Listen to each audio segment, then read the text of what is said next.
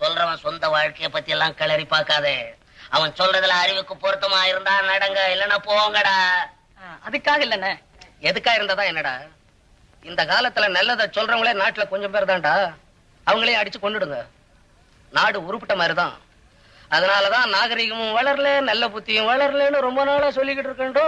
நீங்க சொல்றது என்னமா சரிதானே? சர்தான்னு சொல்லிட்டா போதாது தம்பி. நல்லத சொல்றவன நாட்டுல வாழ வைக்கணும்ன்ற உண்மையான எண்ணம் உங்களுக்கு எல்லாம் இருந்தா ஆளுக்கு ஒரு புஸ்தகம் வாங்கி அவனை ஆதரிங்க. நாங்க அது உண்டுங்களா? ஏன்டா உழுதுன்னு சத்தம் போட்டுக்கிட்டே இருக்கிற? நம்ம பணம் வாங்காம உழுத மாதிரி நாங்களும் காசு கொடுத்தாண்டா வாங்கி சாப்பிடுறோம். காசி நாங்க பிரிச்சு காசி அது இன்னைக்கு போக நாளைக்கு வரும். மனுஷனுக்கு குணம் தாங்க பெருசு. குணம் பெருசுன்றவன் ஏன்டா பணத்துக்கு பிச்சை எடுக்கிற? அந்த நிலைமைக்கு நீங்க கொண்டுட்டு வந்து விட்டுட்டீங்க. இன்னைக்கு நீங்க இருக்கிற இந்த வீடு யாரு கட்டினது தெரியுமா? யாரு கட்டினதுடா? யாரா தெரியா சொல்ற? மண்குடிச்சில வாழறான தொழிலாளி அவன் கட்டினது.